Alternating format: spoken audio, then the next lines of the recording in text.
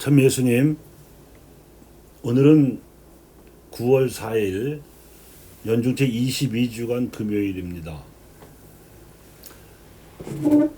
어제 교회가 기념했던 그레고리오 대교황 학자께서 하느님의 종들의 종이라고 자신을 표현하셨습니다. 그런데 이 호칭은 단지 그분의 개인적인 희망사항만이 아니었고, 첫째가 되고자 하는 사람은 꼴찌가 되어야 한다고 말씀하시면서 몸소 제자들을 섬기는 스승의 본을 보여주신 예수님께서 모든 제자들, 그러니까 당신의 12제자뿐만 아니라 그들의 모든 역사상 후계 제자들에게까지 명령하신 지엄한 요구사항이었습니다. 즉, 이 종이라는 호칭에 제자적 정체성이 담겨 있었다는 뜻입니다. 영어로 말하면 서번트 리더십이라고 해야 할까요?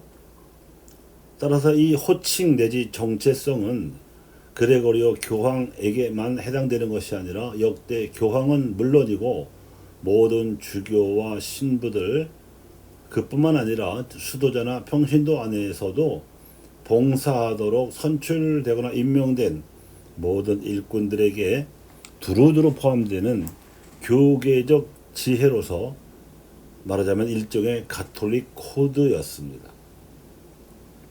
사실은 이것이 이 소수 봉사자들에게 국한된 이유가 아닌 것이, 이 소수 봉사자들의 섬기는 본을 보고 신자들이 따라 하도록, 그래서 세상 모든 사람에게 본을 보여주어야 할 모든 그리스도인의 정체성이기 때문입니다. 그래서 가톨릭 코드인 것이죠.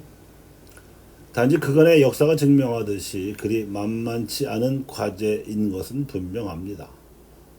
파스카 과업을 수행하기 위한 도구적 조건인 이 상호 섬김의 카리스마는 어쩌면 파스카 과업 자체보다 더 어려울지도 모릅니다.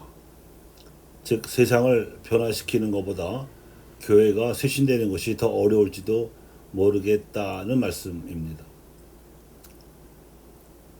사도 바오로는 파스카 과업의 중요성도 잘 알고 있었지만 이를 위해 요청되는 자신의 정체성을 매우 잘 알고 있었습니다. 왜냐하면 그저 다른 이들보다 못한 을의 위치에서 갑질 당하는 게 능사가 아니고, 섬김을 통해서 공동체화가 이룩되고 복음화가 진척이 되면 파스카 과업에 도움이 됩니다. 그렇게 해서 하느님의 신비가 드러나는 카리스마, 이 상호 섬김의 카리스마가 아주 중요하다는 것을 알았기 때문입니다. 실제로 그는 사도로서 누구 못지않게 고생스럽게 교우들을 섬겼습니다. 찾아가고 노동하며 인격적으로 가마를 주어서 지도하고자 하고, 사후에도 필요하면 편지를 써서 보내는 등 아주 독창적이고 매우 왕성한 노력을 투자하는 방식으로 교우들을 섬겼습니다. 또 필요한 경우에는 야단을 치기도 하고 달래주기도 하며, 먼저 사과를 해서 화해를 추구하기도 하는가 하면 추상같이 단죄를 하기도 하면서 공동체를 추스르는 카리스마를 발휘했기 때문입니다. 특히 필리피 공동체에 보내는 편지에는 그런 야단이나 단죄보다는 격려하고 감사하는 마음으로 가득 찬 내용으로 있어서, 그것을 통해서 필리피 공동체 출신들이 다른 공동체에 가서 봉사도 하고 지도자 노릇도 할 수 있도록 하기도 했습니다. 이렇게 인격적이면서도 공동체적인 섬김의 카리스마를 사도 바오로는 보여주었습니다. 그것은 예수님께서 공생활 동안 보여주신 실전의 핵심을 사도 바오로 나름대로 꿰뚫어 본 사도적 지혜라고 보겠습니다. 사도 바오로가 사도적 지혜로 본받고자 했던 예수님의 메시아적 지혜, 본 과목은 오늘 복음 말씀에 잘 나타나 있습니다. 제도와 관행을 가죽 부대에 의식과 실천을 포도주에 비교하셨는데 그 당시에 사두가이들은 말할 것도 없고 바리사이들에게 있어서 섬김의 리더십이란 땅바닥에 떨어져 있었습니다. 그저 낡아빠진 제도와 진부한 관행을 부여잡고 그 속에서 바리사이들과 율법학자들의 의식과 실천은 쥐꼬리만한 기득권을 유지하는 데 온통 관심이 쏠려 있었기 때문입니다. 따라서 속사정을 알 길 없는 일반 백성은 형식적인 존경을 그들에게 보내고 있었지만 예수님의 눈에는 그들의 위선이 눈에 밟힐 지경이었습니다. 그래서 그들의 가르침을 듣고 지키되 행실은 따라하지 말라고 예수님이 경고하시기도 한 거죠.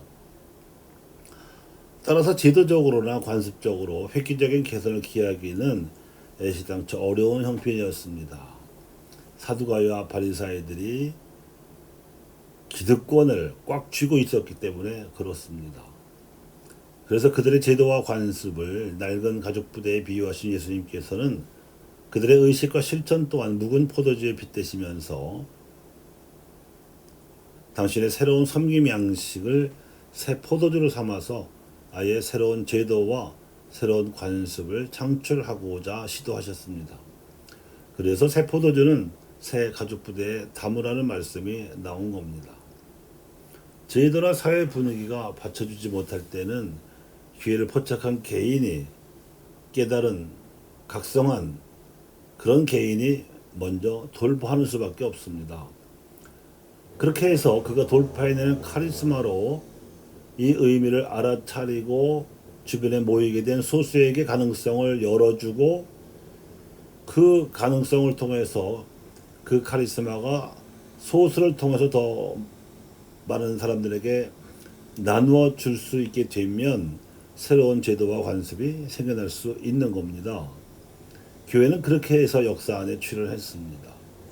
새로운 섬김의 카리스마와 새로운 섬김의 양식으로 나타났습니다. 이것은 거의 군사작전을 방불케 하는 치밀함이 요구되는 일이었습니다. 그 안에 담긴 메시아적 지혜는 오늘날 가톨릭 교회 상황에서도 어김없이 작동 가능한 원리입니다. 우리 교회 현실을 잠깐 볼까요? 의식이 깨인 많은 평신도들이 본당에서 사제들의 권위주의가 보여주는 벽을 실감하고는 낙담합니다.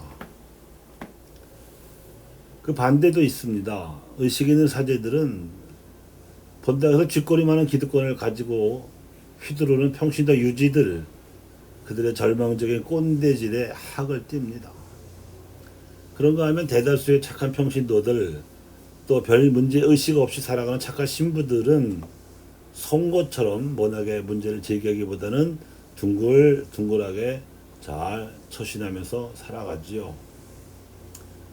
이런 상황에서 필요한 것은 예수님의 메시아적 지혜가 담긴 처신, 바오로의 사도적 지혜를 눈여겨보고 본받아서 실제 행동으로 우리의 현실을 돌파하는 것입니다. 그레고리오 교황님의 가톨릭적 혁신을 말로만이 아니라 실제로도 구현하는 것입니다. 사제든 평신도든 수도자든 교회의 직분과 관계없이 그렇습니다. 이토록 정체성을 회복하는 일은 어렵습니다. 그러나 그것은 우리 구원의 문제이기 때문에 그 어려움의 십자가를 짊어져야 부활할 정도로 중요하기도 합니다. 그래서 하나님의 신비를 맡은 관리인은 성실해야 하지만 지혜롭기도 해야 합니다. 민첩하기도 해야 하지만 신중하기도 해야 합니다. 무엇보다도 다른 사람들에 의해서가 아니라 오직 하나님께로부터만 심판을 받겠다는 각오로 이에 당사자들의 따가운 시선에서 자유로워야 합니다. 새 가죽 부대에 새 포도주를 담는다는 것은 그런 일입니다. 감사합니다.